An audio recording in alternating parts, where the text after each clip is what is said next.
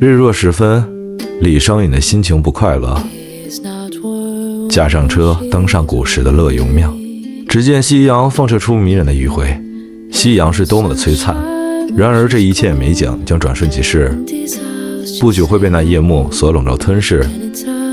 收起锄头笨鸡，我也不干了，准备休息，不想要李商隐的不快乐。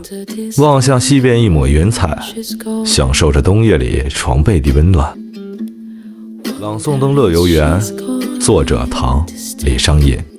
向晚意不适，驱车登古原。夕阳无限好，只是近黄昏。